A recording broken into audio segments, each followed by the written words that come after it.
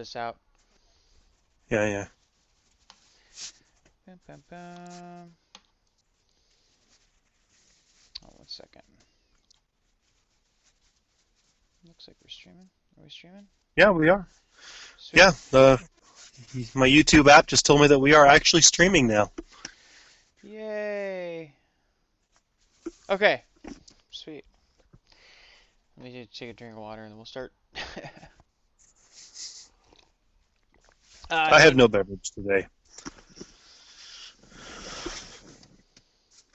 Yeah.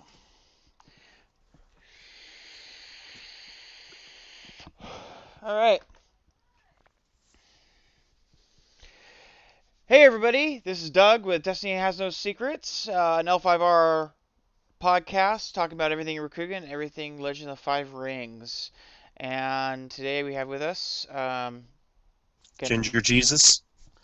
and we're going to be talking about today honor. We're going to be going over shortly some of the honor mechanics and our thoughts and impressions on it. And for our main topic, we're going to be talking about sportsmanship and etiquette in the L5R community, and just general do's and don'ts on how not to be a douchebag, basically.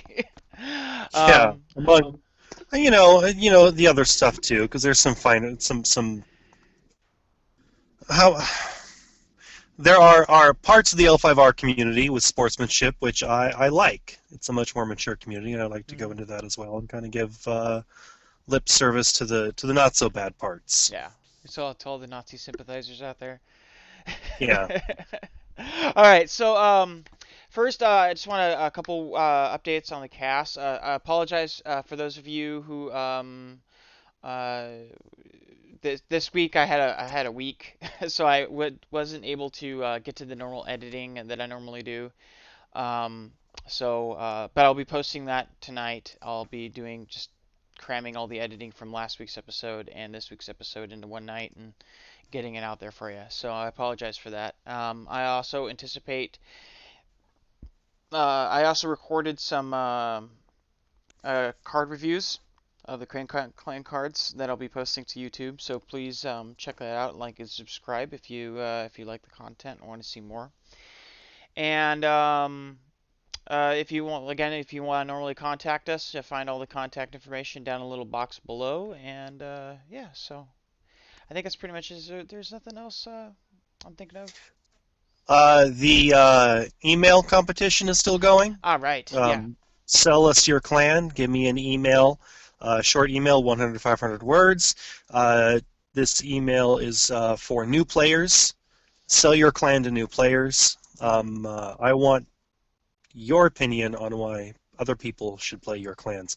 I've gotten a couple submissions already. They're really good. I'm really proud of the work that people have put forth for this, Hmm. but we don't have one for all the clans yet, and I really would like at least one for every clan and multiple for every clan so I can really get the best possible option. Yeah, awesome, awesome. I didn't know that we actually received it. Is that you got that on the Ginger Jesus, the original, or Yeah, what's the the email again? only the only gingerjesus at gmail.com. Yes. All right, and yeah, and if you could also send any comments and replies and any if you want to see any certain types of content, send it to our email, certainly at L5RDestinyCast at gmail.com. So, All right. all right, so moving on to our first topic, honor. So, Honor. honor. All right, so for those of you who may not have caught the rules mechanics dumps and may not know all the ins and outs of what they've shown us so far, let's go over that real quick in the mechanics. In the honor mechanic, you will win automatically if you'll begin with a starting total family honor, an honor value that will be dictated by your stronghold that you put into play. Right, and we think that's probably going to be roughly between 10 and 12. The lion, I believe, one had 12 honor, and I think the crane one had 11. Right, and at any That's point, something like that, yeah. yeah, so it's going to be roughly around there. You're going to start the game roughly around 10 or so honor, and if you ever at any point drop to 0 honor, then you automatically lose, and if you ever end up at 25 honor, you automatically win. So there's the two alternate conditions in addition to breaking all the provinces. Now every turn, you're going to bid for cards instead of normally just drawing a static number of cards like in other card games. You actually bid how many cards you want to draw. So, and that will be a number between 1 and 5. And the difference, the person who bid higher on the total, right, will pay the difference to the person who paid bid the lowest, right? After that's done, you will draw that many cards. So, say I drew 5 cards and Ginger Jesus drew one or a bid 1 card, or bid I bid 5 and he bid 1, I would pay him 4 of my honor, right? So exchanging the honor to him, and I would draw 5 cards, and then he would draw 1 card, right? In addition to that, whenever there's a state called honored or dishonored, right? Which is an effect that you can play onto character or give a character. And whenever if an honored personality dies, they gain 1 honor. I Like think it's if they ever, when they leave play. yeah, yeah. Well, actually, I don't think they actually distinguish between that. Like they just say most of the cards I've seen so far either say sacrifice or discarded. So I don't think they actually have a killed state like I like they did in the old game. Um, yeah, I could swear it was like when the fate runs out and they leave game, you get that honor as well. yeah, yeah, yeah. So whenever they leave play, right? Yeah, that's Yeah. exactly what you're saying. I think you're absolutely right in that. I just don't think they actually have a dead state. It just means whenever they leave play, you gain that 1 honor. Yeah. And the vice versa, I believe it's you lose 1 honor when a dishonored personality leaves play, but I could be wrong on that. Um, I'm trying to remember because they only showed us the one little card and it was really small, so I didn't look. Yeah.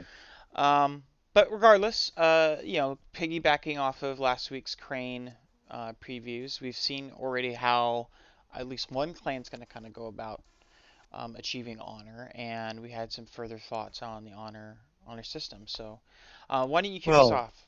Like, what are not your only. thoughts? Hmm? Sorry, finish your thought. Oh no, so why don't you just go ahead and kick us off, Ginger, on what your thoughts on the honor system and how that will see play, or just generally what you think. So at this point, the two clans we're seeing the most cards for because they're the clans that they've decided to, give us first, Crane and Lion.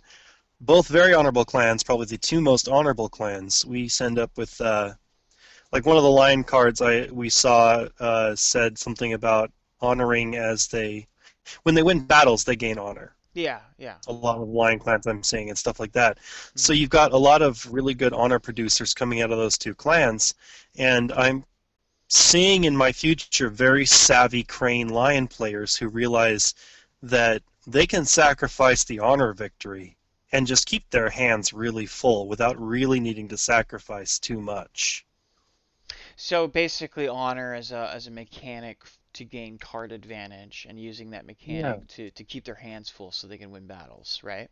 Yeah, which is kind of having me a little worried as a crab and a scorpion player.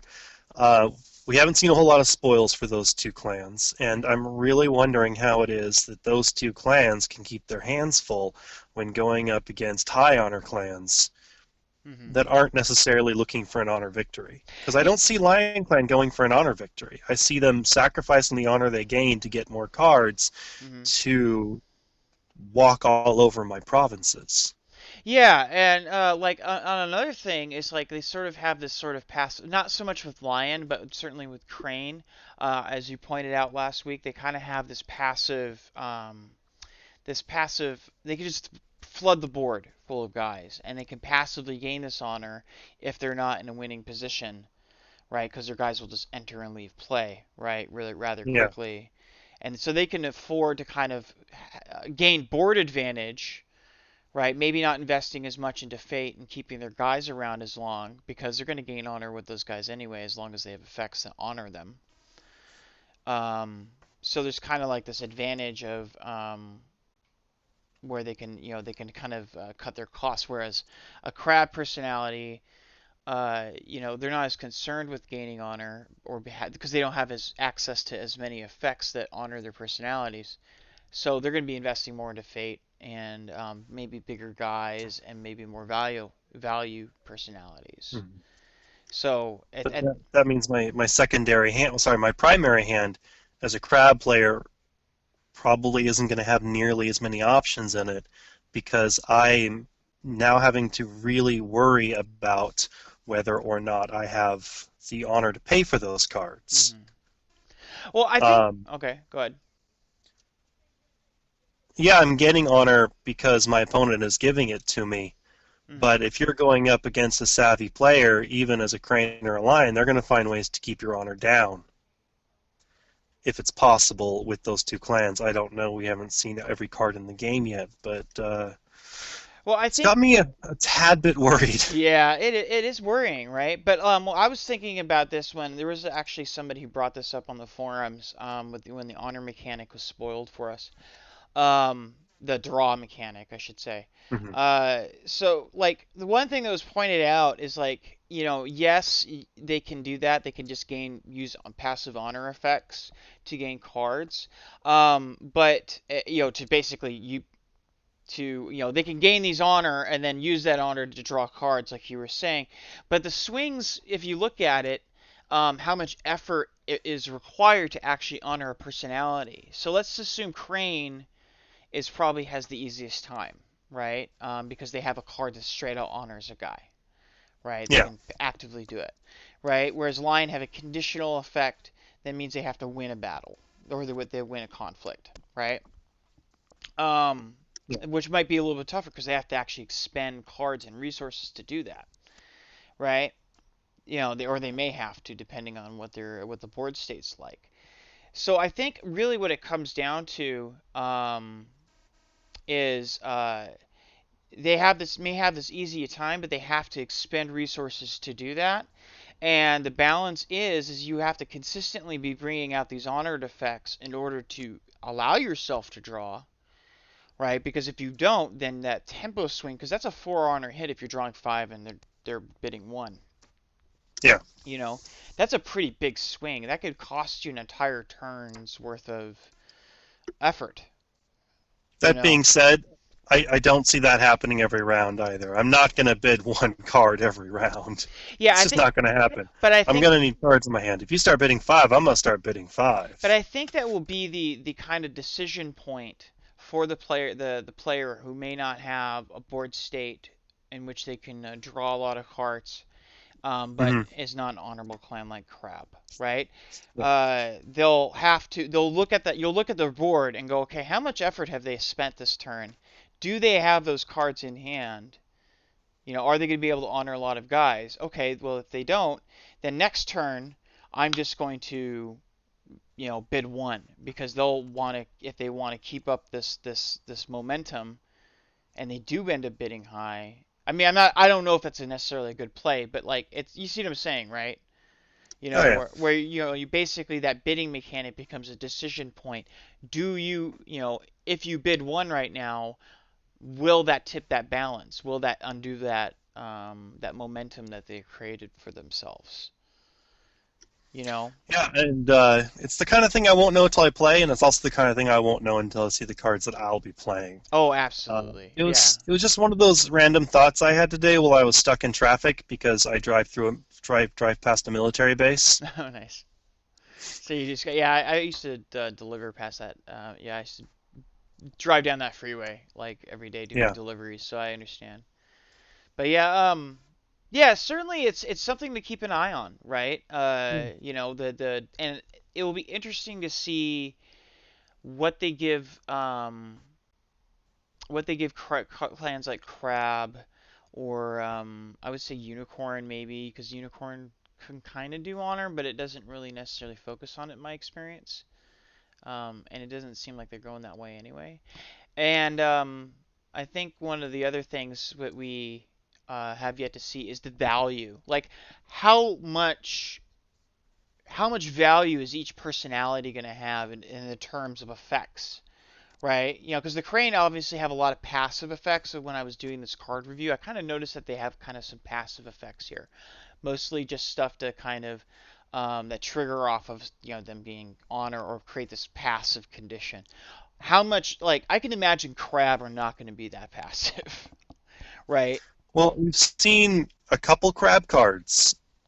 I've seen like two. Jade Tetsubo, which I don't remember what it does off the top of my head because I have a terrible memory, and the Defender, who I'm in love with. I'm in love with this card. Yeah.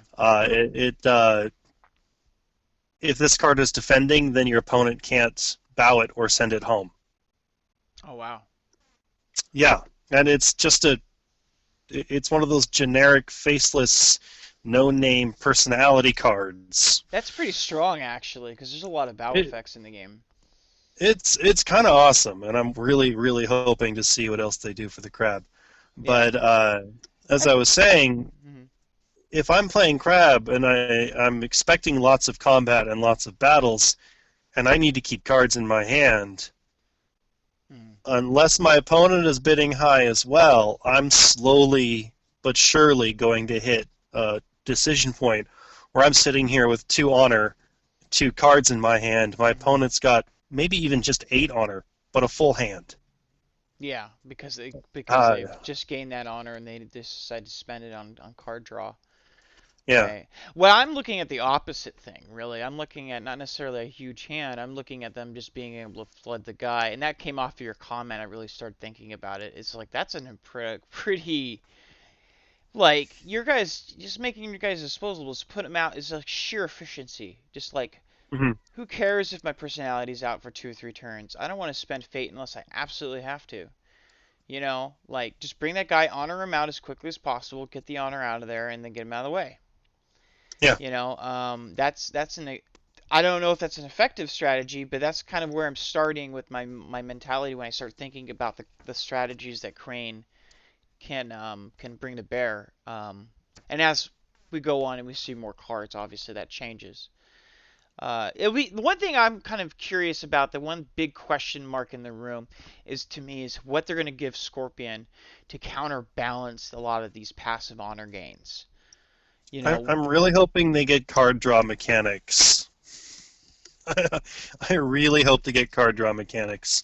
yeah. Well, Or dishonor. I mean, they're going to have dishonor mechanics, and if you keep your opponent's honor low, then they have to make that same decision point I have to worry about as a crab player, mhm, which I think is really going to affect clans that are not Crane or Lion. yeah. Crane in this with this bidding mechanic, not talking about cards that we don't know about yet, just Mhm, knowing that they are really good at keeping other people's honor down. I mhm, really think, apart from those 2 clans, they're going to do a really good job of making sure that your opponent is constantly having to make that decision, which I'm looking forward to yeah.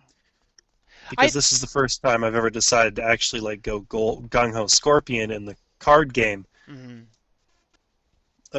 Except for I built a Scorpion military deck out of the second to last learn to play kit before the game went belly up with the Towers of the Yogo, yeah. which was a broken Oh yeah. deck I That designed after. I think I had like a full bottle of Jameson and all my cards, and I just kind of went, I wonder what I can do with this. And I took every character I could afford with just the box, filled the deck with 32 guys, and that event that said your dead guys come back as ancestor personalities, and it's the one that when all my guys have bow this guy to bow another guy, and I essentially just sent them out and let them die over and over and over and over again with an endless wave of guys, and my opponent couldn't handle it. And then that event came up, and I'm just like, so many guys, and well, that's the kind of deck that gets you punched in the face. yeah. Like I don't know. Like I think there's gonna be a lot of I hope that they that I love telling L5R. that story. I I love know. telling that story. I hope L5R becomes the game where you can play a deck that normally in other games would get you kicked out of the tournament or something like that, as far as like Yeah. how negative it is, but everybody else is cool with Oh, it. no, every time I took that deck against somebody who knew how to play in a tournament, like every time I took that deck against the tournament level deck, it always just got wasted. But for casual play with me and my friends, and we're Yeah. all playing just kind of decks that we kind of created just because. It did pretty well, and I was really Yeah. proud of it. But I mean, it was just a joke. I It mean, was that's all it was. I'm I telling. sat down with it and told my opponent, this deck is a joke. It's just for fun. Yeah. And usually they laughed while it happened. Like suddenly you had 20 Scorpion ancestors, and you're like, This is. okay, There's a hey, why point. not? There's a point where this became Let's do stupid. this. I just came off the back of like playing like 2 years of Netrunner, and that game might as well be labeled "How to Be a Dickbag with Your Friends and Have Fun Doing It." You Yeah. know, and they're still nice to you too, because every match in that game is like, you make a deck that basically is like, how can I make my opponent's experience the worst experience possible? you know, like Oh, I'm happy I never played that game. it's But fun though. yeah. Everybody has a blast with it. So like Netrunner aside, but I hope that the mechanics they have here aren't too negative. That being said, Scorpion, going back to our honor thing, I think I'm really concerned about if Dishonor is only losing one personality. You only lose one honor when a personality is discarded when they're dishonorable. I'm really concerned about the amount of effort that's going to be necessary to make people dishonored, right? Hmm. Because it seems to me with passive honor effects, I wasn't so much concerned about it until I saw the Lion card this week. That actively, because I think this is the first real card that we've seen that says gain one Didn't or it? gain honor in some way. They have a card that says Didn't uh yeah, It go ahead. might, I might be remembering wrong. It might be a Crane character. Doesn't one of the line cards they spoiled honor the people he's with? Oh Or yeah. was that the? Yeah, there's a bunch of Yeah, honor effects that I noticed, but like there's one card effect that I've seen, and we'll go over this when we go over the line previews. yeah. Is that there's a one card in there that has gain one honor, that actually has as text gain one honor, right? And that's the first card that we've really seen that does something like that. So I'm kind of Hmm. concerned if they print those effects, the momentum they're creating for honor decks. And I just don't want to see the game turn into honor versus dishonor turn into one gigantic stall, where it basically goes to time every single round in a tournament. That's my Yeah. biggest consideration. I'd like to see dishonor players and honor players both be able to go to tournament and play their decks. My Um, devil's advocate for that problem and why I don't think it'll be too much of an issue is that almost all of the honor and dishonor effects, well, we haven't seen many dishonor effects, but almost all the honor effects we've seen require combat. Yeah, that's true. So they do require interaction, like there's some So degree. So unless you're playing the Crane Solitaire deck idea I kind of came up with, which I realized after thinking about it that that couldn't really work as well, because if you were trying to play the passive honor game with your friend and you were just sitting there, I would just start bidding one. Oh yeah, yeah. You'll stall their progress, right? I'll It gives you stall age. their progress. Yeah, it gives you agency over. That's what I meant when I was saying that gives you agency over the other person's win victory condition. You have the ability to affect it to some degree, unlike the old game where you Yeah, didn't, where you just basically were forced to sit there and take you it. can attack and hope you had better cards than they did, and then even if you won, they would just Yeah, yeah. next turn gain the honor I again. I think Crane will probably want to throw one political conflict a turn. I mean, Mhm. some decks will be able to do both, but I think they're really going to be like turtle up for their military condition or military conflicts, and then when it comes to political, they'll swing in hard, right? Um, it really seems like a lot of they don't get any super benefits from being in military conditions. It seems like most of their stuff is just made to put there to kind of keep military conflicts away from them, which is the Well, not in they're the Face Clan theme, right? the big military theme I've seen from the Crane is I'm gonna send everybody home but two guys, Yeah. yours and mine. So it's what was it? Encircling terrain from the old game. Oh, that is encircling terrain. Yeah. So Oh my basically gosh. they just have encircling terrain open at all times. As a duel. Oh my god, that's so sick. I just Yeah. now realize that. I haven't played the old game in a Yeah. while, so wow. Yeah. Okay. Yeah, Wow. it's like a blitz deck with sneak attack. Cranes always have when circling terrain. That's It's pretty just good. their thing. That's pretty cool. But yeah, I was thinking about it, and I've decided I really like this honor mechanic versus the old honor mechanic. Yeah, yeah, and I think they've really achieved one of those benchmarks in my. I was really worried about how they're gonna do honor and dishonor in the new Hmm. game, and I think they kind of are hitting those points that I was looking at, that expectation I was looking at, of not what should be done, but like of fixing things. I wanted to. That was the one of my things. They have to fix this, because it was not working uh, in a lot of ways, in the old games. So, and they're doing that Yeah, so far. now it, honor no longer seems like like the ethereal concept. Back when I used to teach people how to play the old game, Hmm. that's what it's called now, the old game, as far as I'm concerned. Hmm. When I used to teach people how to play the old game, I never even introduced the honor mechanics for their first game. It was never even part of it. Now you have to. And now you have to because it's part of the core game. It's not the secondary aspect which you and your opponent can choose to ignore, Yeah. which we did. Because I'm trying to teach them how to play a very complex, very intricate game. This seems to simplify it while still making it important, which And is and I pretty think that's pretty intense balance. I think that's really going back to the original design. Like the first book, the book in the Emerald Edition starters that I got, they used to have a win condition. This is mostly for new people. I'm pretty sure you remember it, but they used to have a win, not win condition, but a an honor mechanic that when you didn't perform certain etiquettes at the table, you gained or lost honor. Do you remember that? Right? No, They had me and that, my and then back friends, in the book as an optional rule. If you didn't bow to your opponent at the beginning of the game, if you didn't bow to them, I believe you at the have to end of the game, remember. hmm, yeah, You have to remember. I can't learn rules by reading them. I need yeah, someone to sit down and teach me how to play a it game. was It's a they thing that's wired into my brain wrong. So my friends never taught me that. yeah they had them in the back of the book as an option. They phased them out like real quick too. I think as soon as they moved over to WotC, they got rid of That those yeah. rules. But yeah, they were. It was really interesting. They had the like it was only like two or three things. I can't remember. I remember one of them was bowing to your opponent at the beginning of the game, out of respect, and could gain you an honor or lose you an honor if you didn't do it. Um, Huh. so yeah, and like Nope, that was like never did that. the idea was they have this honor mechanic, and combined with the clan loyalty, you have these mechanics, and it kind of reflects in the way you play, right, as a person.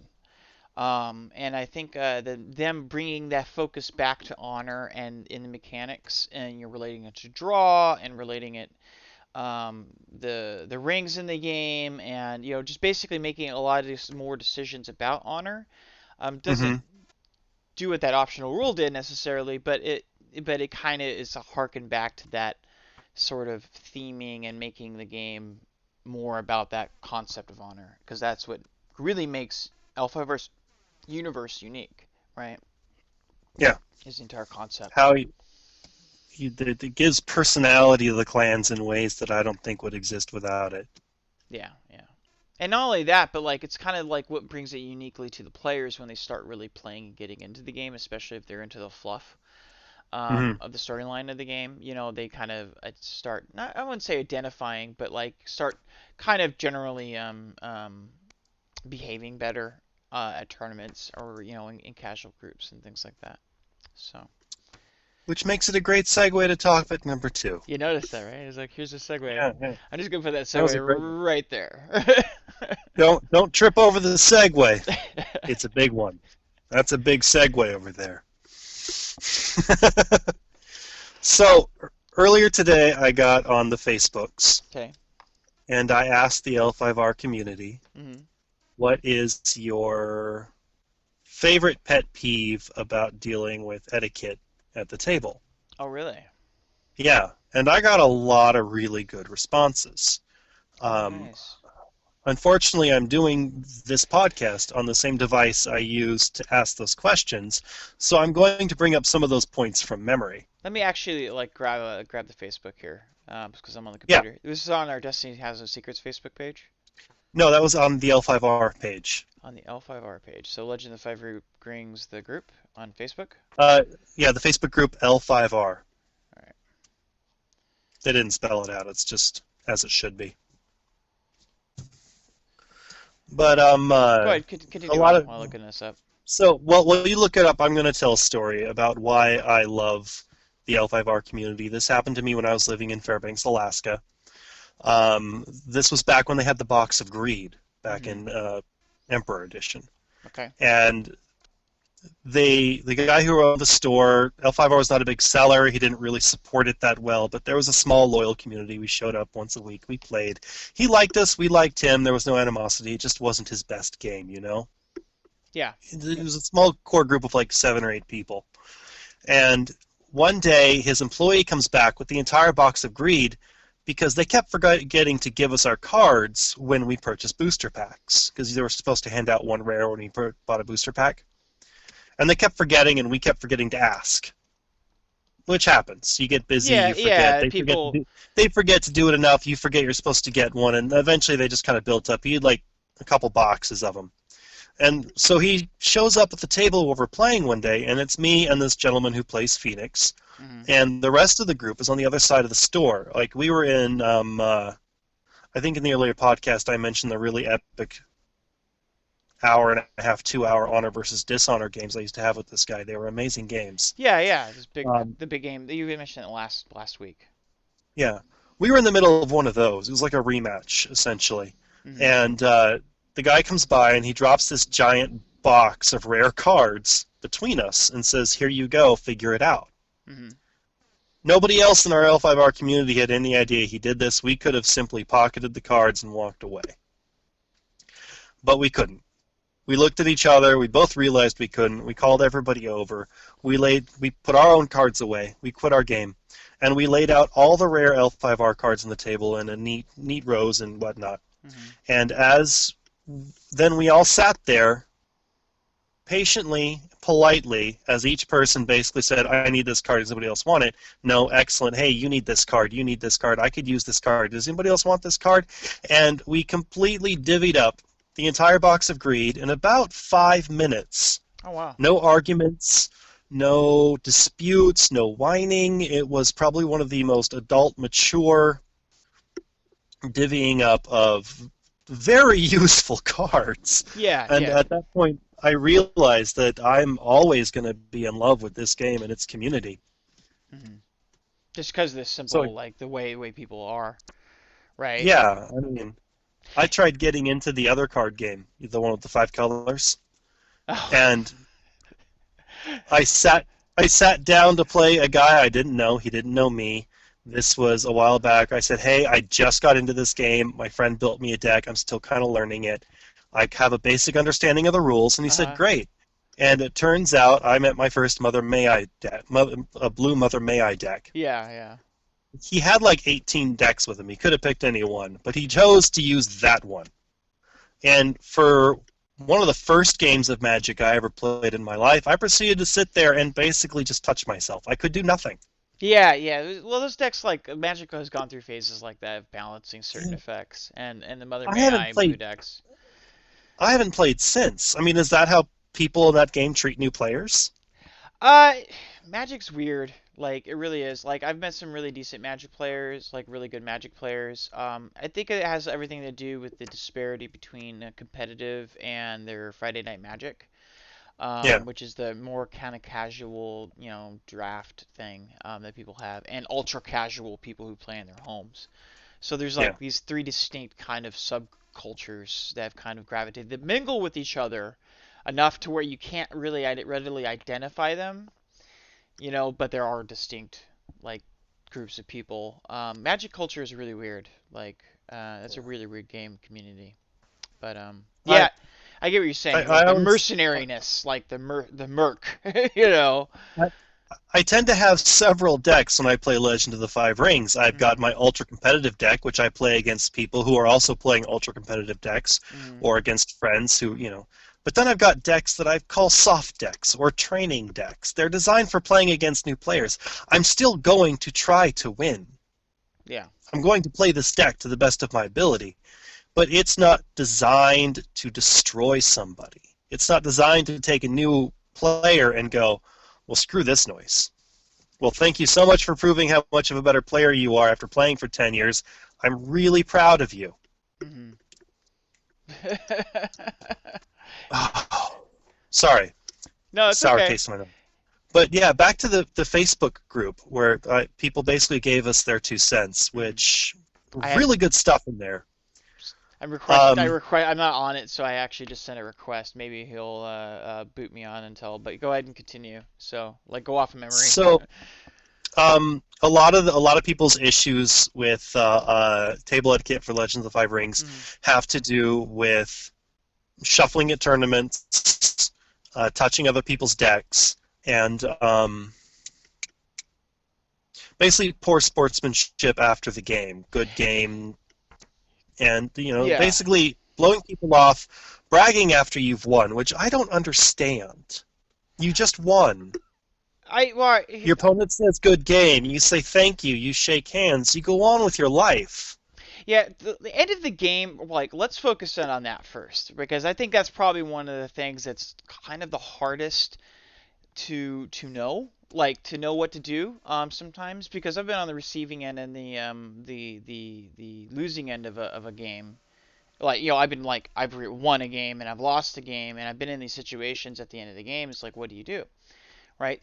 Like when I lose a game, what I Mhm, do, right? Unless the person is seemingly kind of in a bad mood, like which believe it or not does happen. If they're winning, even though they're winning their match, they might be in a bad mood at the tournament. Um, I always like to ask questions about why I lost. What decision points? What could I have done better? Right? And what opportunities did they take advantage of? So, I goes like, how did you win? Like, what if that isn't obvious? What what mhm, what could I have done? Maybe was this line of play okay? Is there something that you would have done differently, or that kind of stuff, that kind of conversation I like to have because I like to mhm, improve myself. And usually when you lose a game, it's the winner doesn't mind discussing that with you.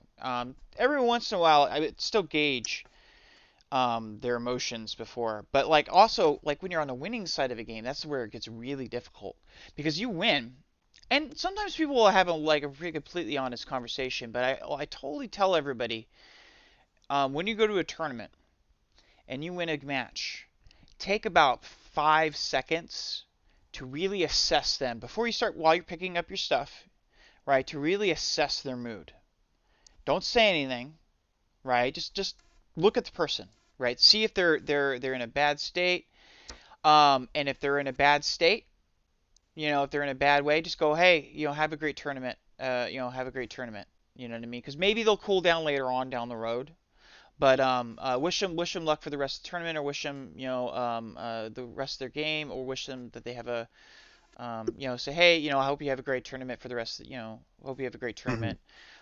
Yeah, That kind of thing, right? But enter obligatory greeting here. understand that there's going to be two types of people and negative experiences that could probably come out of this, though, right? One, at the end of the game, when you've won a game against a loser, one, you could be facing what I refer to as that person, right? I used to say that guy, but like I'm not going to be gender biased here.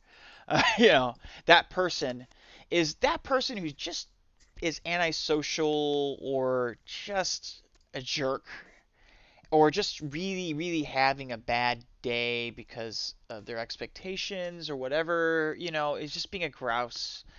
I usually say when you go to a tournament, you're going to run into this person once, right? And when you run into this person, if you take that 5 seconds to examine the person, you'll probably be able to tell that this person is the person. Just be like, hey, having a great tournament. Get up, go and report, right? Yeah. Go and report, do what you're going to do, go about your day, right? Don't interact with that person because that person is just wants a person to vent on, and they're just going to dump on you. And another person that you run into is usually, and this doesn't happen as often, but it did happen to me at the last Kota I went to. There was a top level player, and he had won. I had no, I knew of him. I didn't know him directly, But he had won like or placed in Gen Con, the big tournaments, like for a couple times, right? Like two, maybe three times. He was a big Phoenix player. He played in, I think he plays in up in the Seattle area, where we're, our area. And Yeah. he was just having a bad day. You could tell. I mean, I don't know if he's a Phoenix loyal player or what, but he was playing his Phoenix deck, and Phoenix was not doing well that year at all. It just wasn't because Scorpion was king shit that year. And I sit down. It was the one year I actually decided to take a other than Lion deck to tournament. Right? I decided I wanted to try just a place. I just want to place once. I want to make the cut or something. So I took a top tier deck. I tried it out, and it happened to Well, be if you want to do good at a tournament, the first step is realizing that you shouldn't play lion. Oh, yeah. There you go. Oh, That's last week the I winning by switching to Scorpion yeah, comment. Yeah, that's yeah, good. yeah, That's yeah. good. That's a good one. I give you that Thank one. you. I don't play lion. I don't play lion. My parents hugged me as a child. Yeah, I love that. Oh, But so that one hurt. I sat down and I played this person and I won. Hmm. And it wasn't he was a skilled player, and so the game went on longer than I think it would have went on between a person who was my skill level. But it was very much like I was playing just a kind of a better deck, and I was pretty straightforward. It wasn't too hard, Hmm. and I won, right?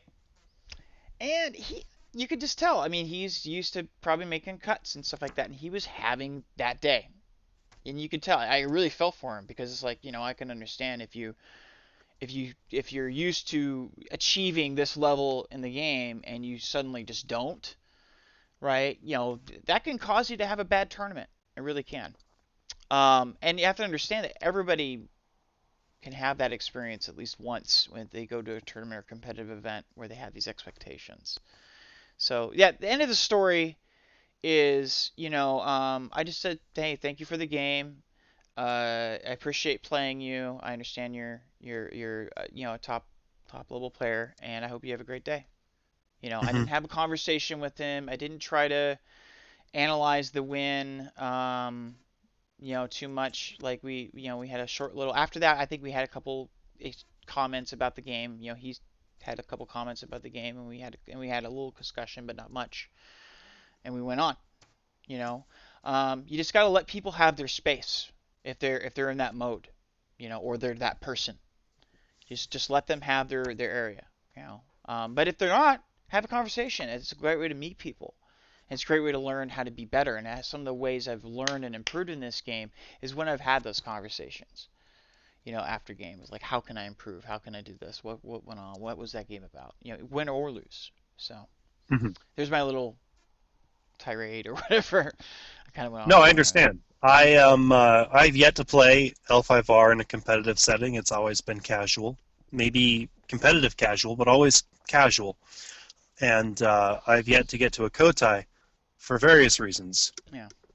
The first reason being I was playing originally back. I think I stopped playing shortly after the Coup expansion, Hmm. and then I just got back in at the beginning of Emperor, and I was living in Fairbanks, Alaska. Yeah, there's not much of a scene up there. I can The imagine. the nearest Kotai was Anchorage, Alaska, and I don't know if you Oh, know much about the state of Alaska, but that's a 9 hour bloody drive. you could fly.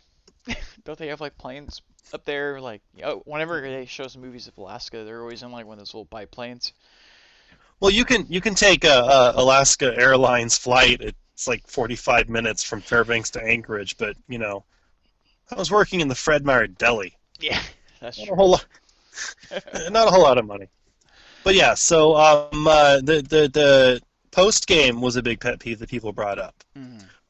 Another thing people brought up was the pre-game, people touching cards, people not shuffling properly. And the one that I didn't even think about because I've always played casual and we just play Hmm. till we're done is people who know they can't win, so they play as slow as possible to go to time. Yeah, slow time was a big deal, especially mentioning earlier the honor versus dishonor matchups. Like Hmm. people would flip their. I saw a guy lose it at Kotai one year. Because he got in an honor. I guess he was playing Crane or something. I don't. He made a scene. He was pissed because he Yeah. had played I guess he had been doing really well because he was on what we refer to as the bubble. So like outside of the cut, there's this area where everybody did pretty much the same, and it's more or less on determined by something called strength of schedule, or at least it used to be, on whether or not you actually make it into the cut or not, right? And that's called the bubble, right? And it's Hmm. pretty frustrating to get on the bubble and just kind of get, because of the sheer randomness of who you were matched up against, determined whether or not, because that's kind of what it is. It's who you got matched up against, right? Kind of determines whether or not you were good enough, right? How good of a tournament you had. But this guy had lost. He didn't miss the cut because he tied on his last match before the cut was determined. Before the cutoff, right? And he had to roll a die because that's the way you had to won a tiebreak in L5R's tournament system. You just rolled a die if you went to time. He lost his shit. He was like, "This fucking rule is bullshit," which I agree completely is, but it was the fairest way, I guess, of determining, because I understand why they instituted that rule. It's just it was completely arbitrary bullshit. Like, and he just lost it. He completely like was screaming. He had to walk out, and he was, they didn't kick him out of the tournament or anything because he's like, "Okay, I'll go outside and I'll smoke." But fuck, yeah, it was pretty crazy. It was some drama, that's for sure. Yeah. I would I would not want to be there. Not for that. One of the reasons why I've yet to make it to a Kotai also is I don't believe I'm a good enough player to play competitively. I hear that from a lot of people, and that's the one thing I think it's the biggest etiquette thing. With we're talking about etiquette and sportsmanship and things to do. Now that doesn't necessarily exclude tournaments, but if you go into a tournament and you see a new player, somebody who's there for the first time, don't rag on their game. Don't, be nice to them. Be completely. I mean, because that's like tournaments are more in L5R, at least they used to be, and I think they'll continue to be like this. I would hope. Is there more than just winning with the first person come in and winning? I've seen people who are at the bottom of the table who left and had a blast. Because of the interaction with the people and the community, and even though they may have not done well, maybe they set their goal. Maybe they want to. Their goal was to win a game, just a game, because it was their first tournament. I want to win a game. That's, I'm not worried about other people in that situation. Yeah, I know what I'm like when I am consistently losing. I am not a good person to be around. yeah, yeah. So you're that guy. I get very competitive. I don't take it personally, but it Mm, still hurts when I lose. Even a friendly game against people I know and love, it still kind of just hurts inside. mm, So I know that if I was to go to a Kotai, I would just need to really bring my coping mechanisms.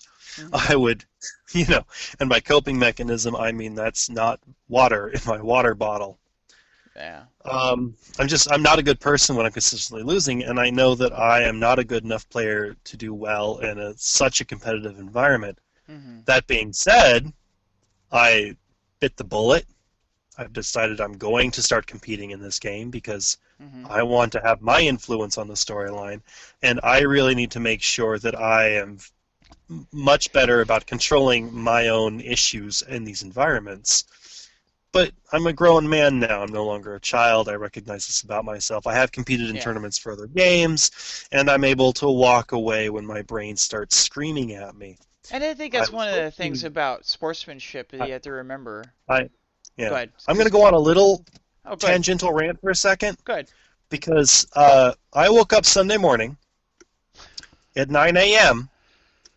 to discover I had overslept Gen Con tickets.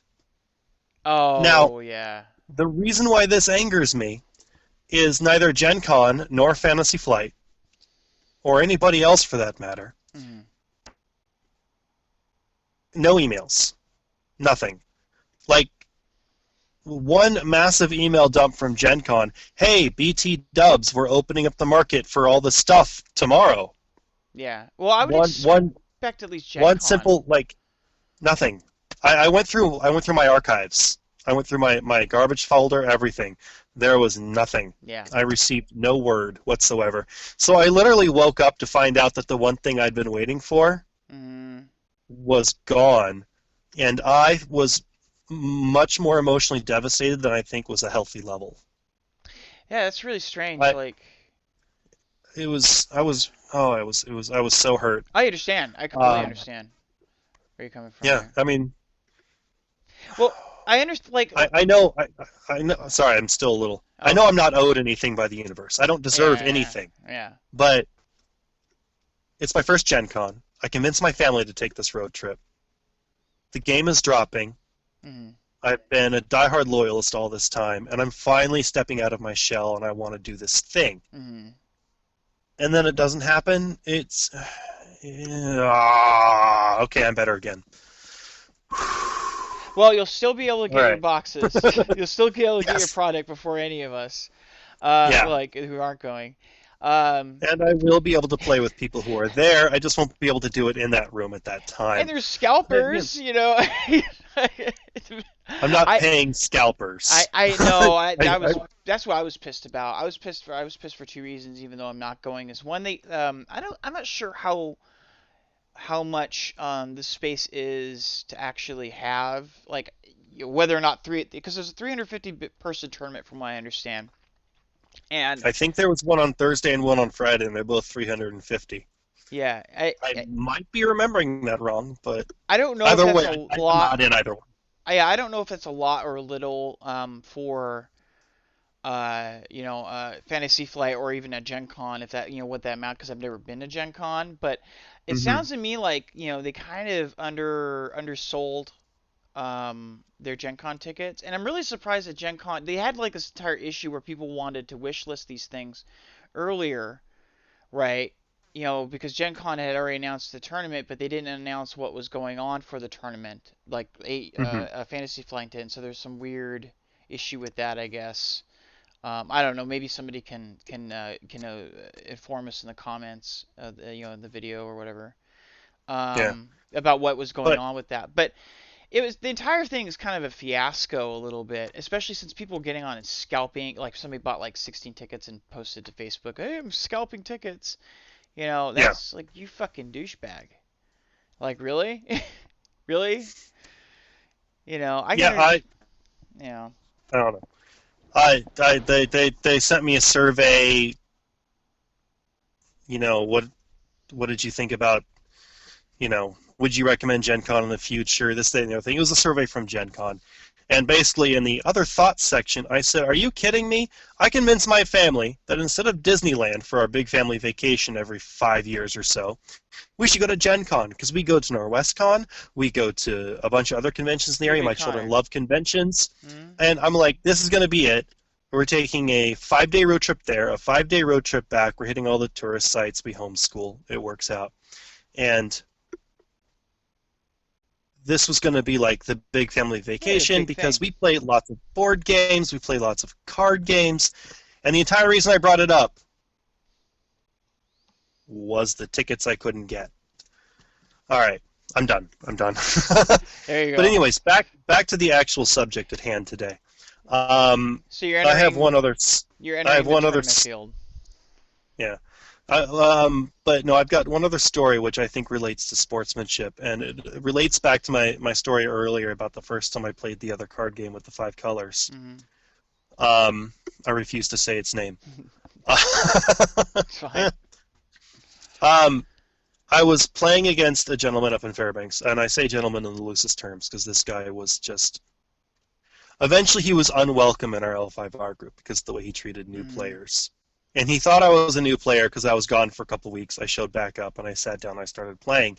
And he started trying to tell me not only what my cards couldn't do, which was actually almost the complete opposite of what they did, but he Yeah. started trying to tell me that his cards did things that they shouldn't be able to do. Hmm. And he's talking about like his role play in the Winter Court thing and this, that, and the other thing, and how experienced he is and how much he knows and how much I need to listen to him and just accept his word that these cards do what he says they do, how they do them. Hmm. And at one point I kind of lost my shit and I just Hmm. started basically berating him for treating people like that, Thanks. and making our gaming group almost a hostile environment. And we got pretty good at policing those people out of the group. Mhm. But I fear how many people might have shown up during those 2 weeks I was gone, met him, and then never came back. Yeah, and that's the thing about like if you're so this is a new game to everybody. And we've said this before, it's like this is a new game, so you got to check your privilege when it comes to being an old L5R player. Um, Yeah. but more than that, like speaking to like during games and people bringing up rules during games is I would make sure, especially since it is a new game, whenever a rules call comes up, look it up. And if you're in a tournament situation, right, call a judge. And that here's the thing about so first we'll start with the casual. When if you're looking it up and they're not willing to look up a rule in the book, right? Um, then they're basically there's no reason that's the end of it. Like there should be no reason. Just be like, hey, I would like to look this up. It's not that I don't believe you. I just want to see it. I just want to see how the rule works and interacts so I can understand it more. Right? Hmm. There's absolutely no reason. And if somebody is getting belligerent about why don't you believe me, then look up the rule anyway. They're not Oh yeah. stopping you, and then look it up, and then you'll both know, right? And just be like, I'm sorry, I just want to look this up so I know for myself exactly how the entire rules work. I'm not saying that you're wrong. I'm just saying I want to see it, right? And Yeah. if it's a tournament situation, what I like to do, a really polite way of doing it is like, hey, look, we're having a misunderstanding here. Do you mind if I call a judge? Right? That's very non-aggressive, right? Just be like, hey, do you mind if I call a judge and we can sort this out, right? And if they say no, then be like, I'm just trying to get this turn time going. I would like to get this resolved officially, and that way we can go on with our match because we only have like X amount of time to play this match. You know? Yeah. You see that's two adults talking.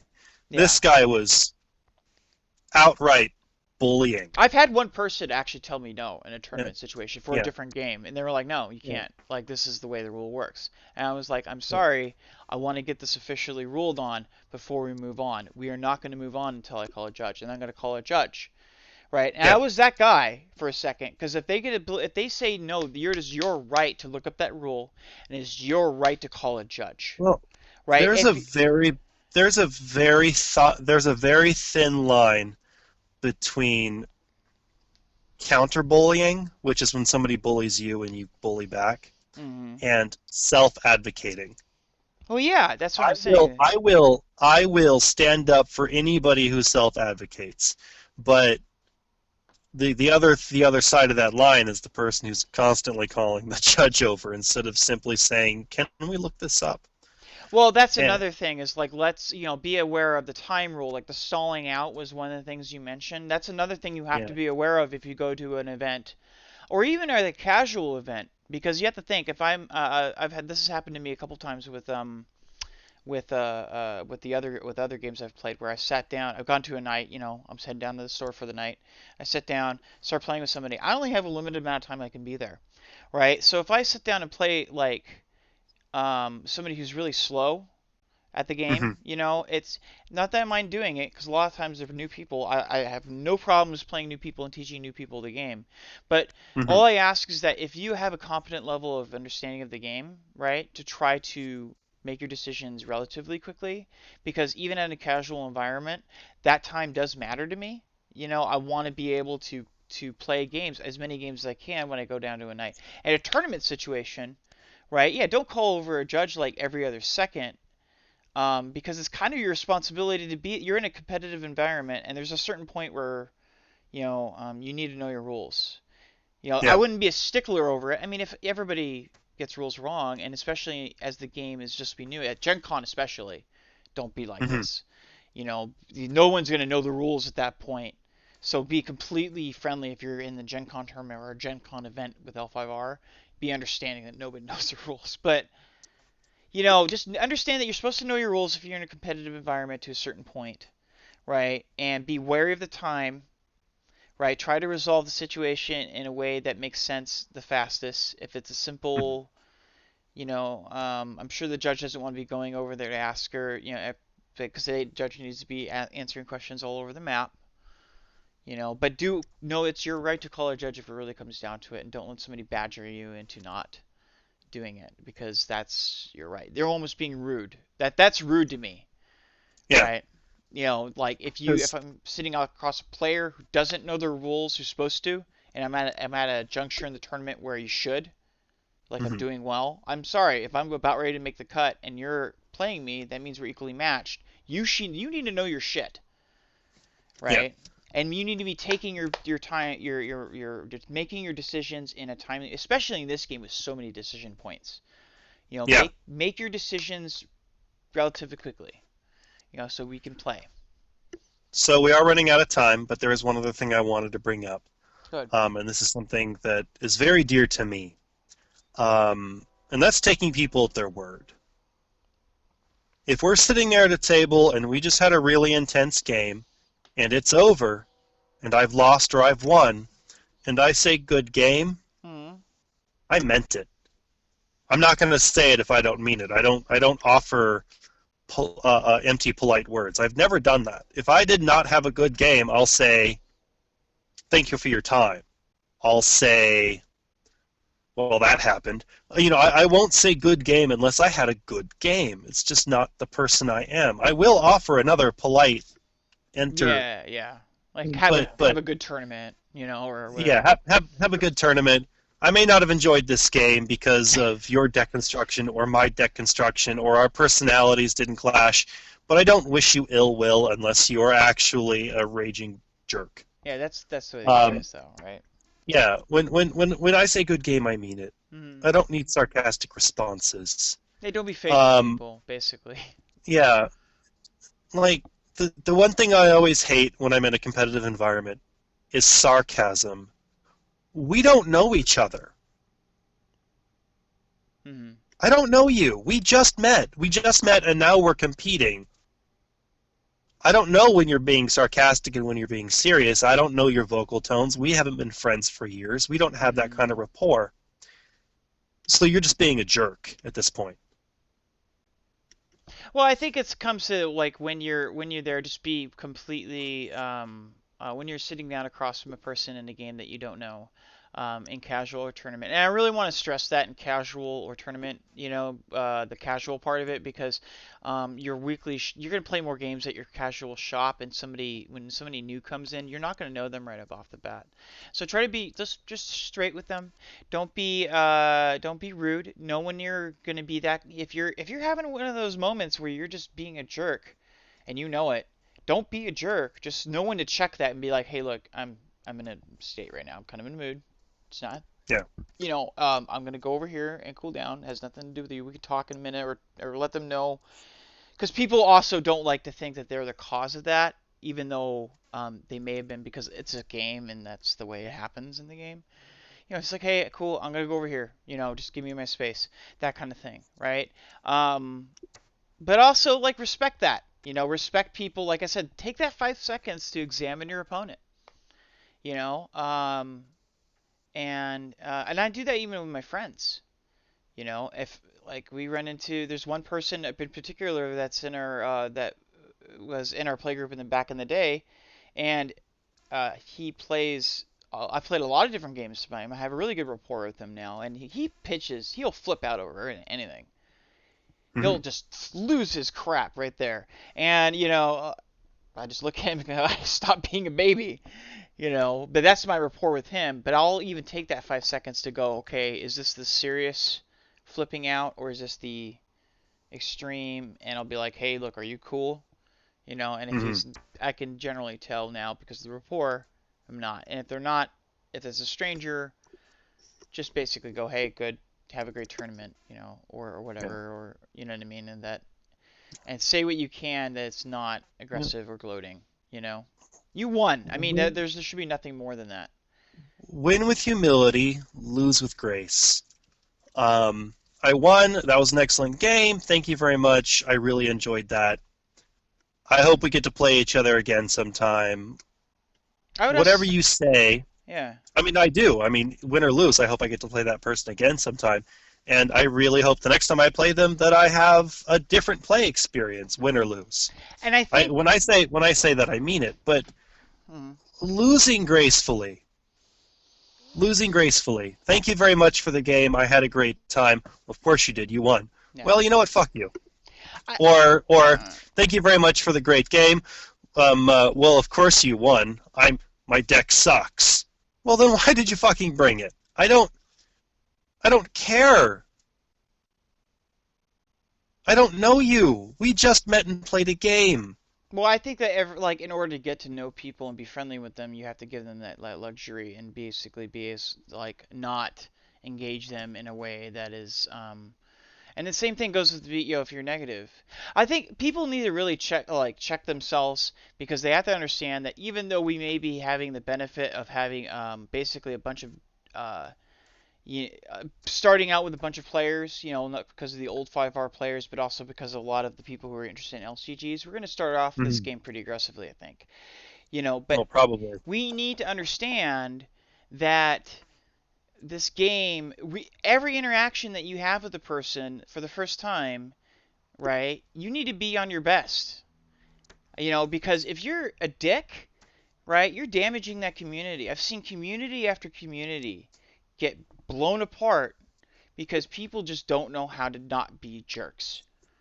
It's just Yeah. like stop gloating and telling people this is how you need to play the game. I don't give a shit if you're top level or who you are. The moment that you tell me that this is the kind of game this is how I need to play in order to enjoy my game, you can go to fucking hell. That's that's So, that's my opinion. And that is not good for new players to tell them this is what you need to do. You oh, of know, course not. this you need to be My, clan loyal or nothing, or you need to not be clan loyal and that kind of stuff, right? And oh play no. only the best Pick a decks. clan. Don't even listen to Doug. Pick a clan. Pick a clan. Love your clan. No. So my big thing is this. I have done tournaments before, but not L5R. I play Blood Bowl, which if you've never heard of Blood Bowl, ow, It's a game's work. time, money, It's sink. Yeah, it's a game's Actually, workshop it's not game. even that much of a money sink, but a game can last hours. Mm. So I played Blood Bowl competitively, and I've played other games competitively, but never this game because I don't want to suck at this game publicly. I love this game too much. I could Mm. care less if I suck at Blood Bowl publicly. It's a game I enjoy casually, and every now and then I like to play it competitively. But I'm going to meet a lot of people this weekend. We all showed up. We agreed to show up at this place at this time. We all paid our money. We're all doing the tournament however it's designed to be. Mm. We've all made this social contract to treat each other like human beings, in my opinion. Yeah. And I'm going to meet a lot of people this weekend, and some I'm going to like, and some I'm going to not like. And if you do not have the common decency to win or lose with grace, I know which column I'm going to put you in because, quite frankly, I don't have enough energy to try to make friends with everybody. So I'm going to cut out the jerks, like And right away. and that's fine, but like also you have to like unless the person is being specifically abusive, like the case of the person that you were talking about in Alaska. My point Yeah. is like if you don't like the person or you're having don't cause more negative No, I'm vibes. not going to. Don't I'm bring that not going to. negativity into a group. You know what I mean? Just I'm not going to. basically, I just now know which column you're in. You're in the column of people who I'm not going to put any effort into getting to know better. yeah, yeah. When we run into each other after if we're at Gen Con or another gaming convention or whatnot, when I run into you in the hallway, I'm not going to stop and start a conversation. I'm going to keep going. You were a jerk to me earlier for no good reason. I don't feel the need to expend any more of my personal energy into you. If we're there Hmm. and the game is good, or even if the game itself is bad, and afterwards we both shake hands, good game, thank you very much, I really like what you did there, I didn't like what you did there, maybe you should try doing this over here if they're open to the feedback, that kind of conversation. When I find that person later in the hallway, I'm going to say, hi, how are you? That was a great game earlier.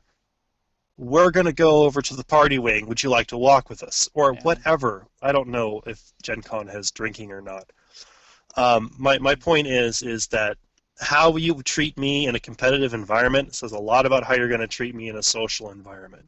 I think there's just something to be said about a certain base level of respect that you offer a person just for participating in the same activity.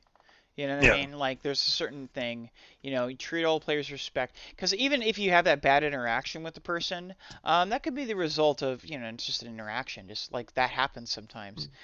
So if Yeah. you continue, if you go about your way of particularly treating that person in a negative fashion and putting negative energy that way, then that could be something that could have later on. I've met a lot of people and had a first Well, bad situation with them, and then I, later on down the road realized they're actually pretty cool people. You I know, I'd like to point out that I wouldn't put any negative energy towards them either. yeah, that's what I'm saying. It's like Just none. yeah, understand when to engage with people in a manner and when to not, and be on your best behavior. Because we're trying to grow the community, and I think everybody would be trying to grow the community, and just like be a okay person, be a cool person, you know. Yeah, Wheaton's Law, my friends. Wheaton's Law. Yeah. If you don't know it, look it up.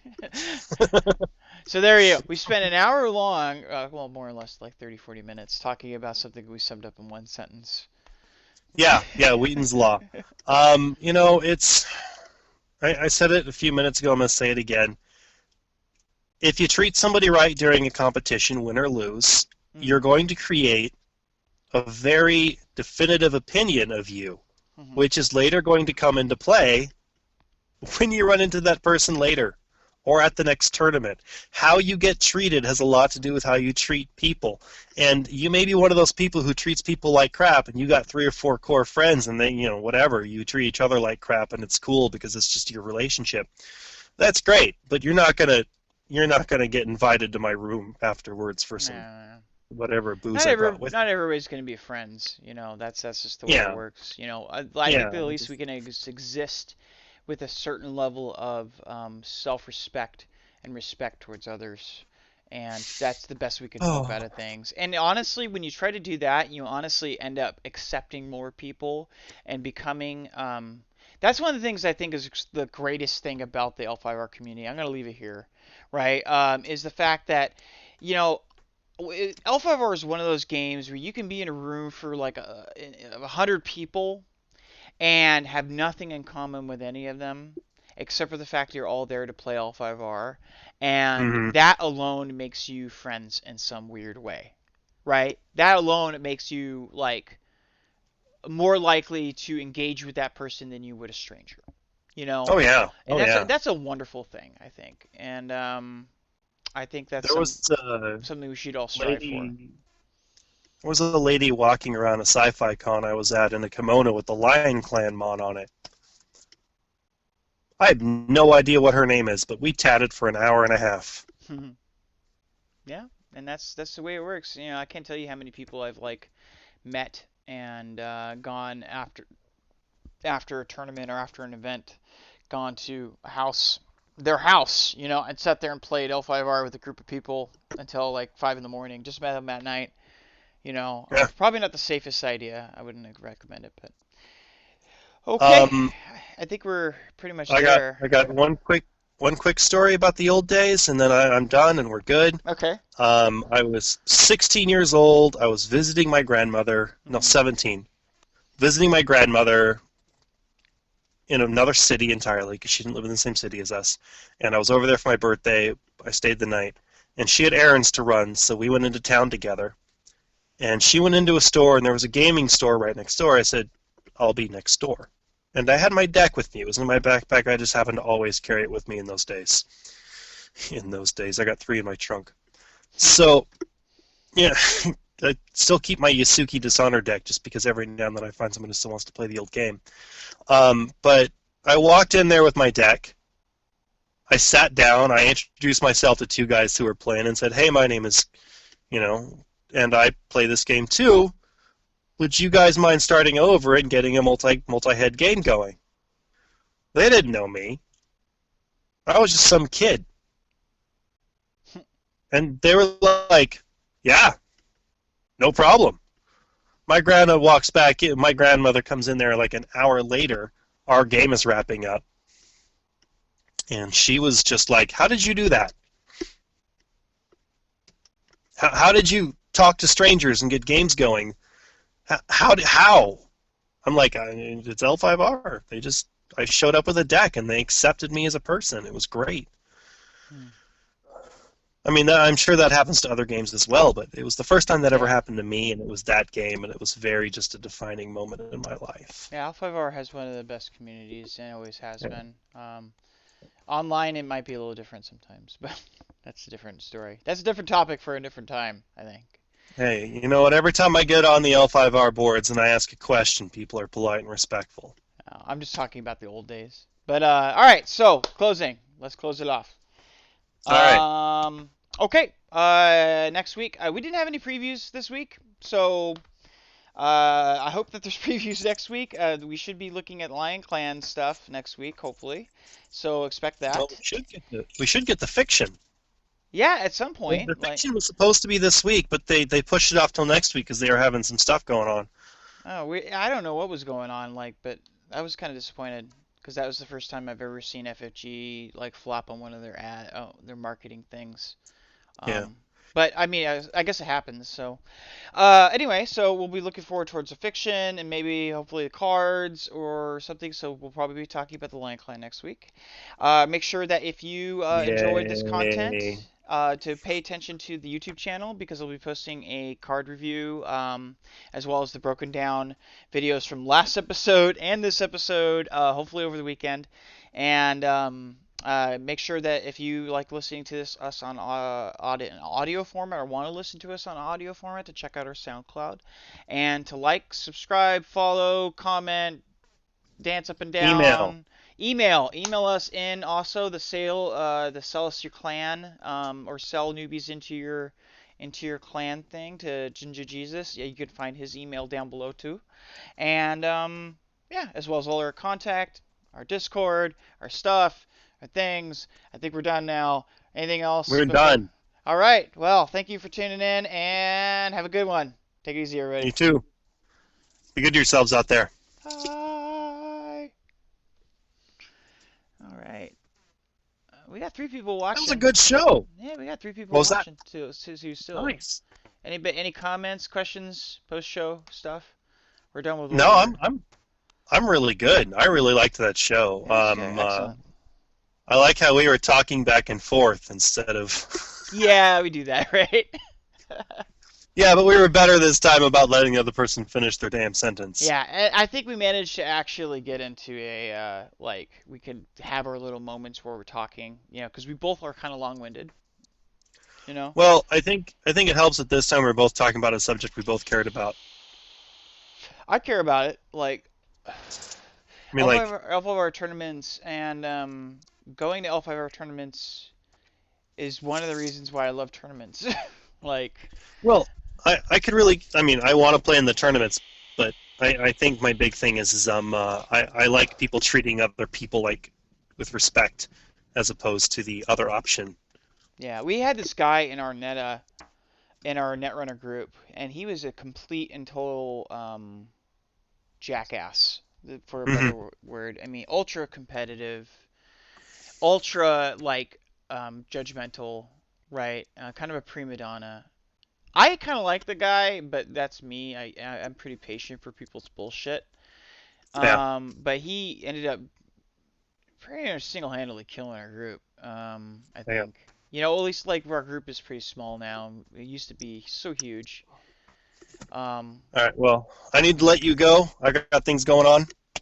all right, I had a great show. I'm gonna sit here and see if I can coax some of our chatters to ask some questions or post show stuff. Excellent. Well, I'll leave you to it then. All right. Have All right. any questions from anybody in the lobby here, in the live chat, in the chat, before we get going? Oh, somebody dropped.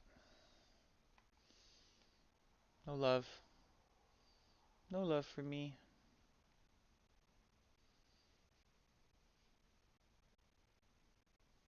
I don't know what the delay is here. Stream health is not that great. What's stream health here?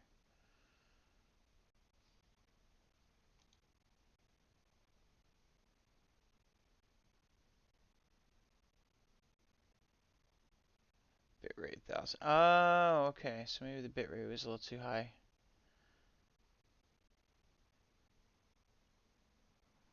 It's okay. Keeps on hopping back and forth. Anything before I take it off?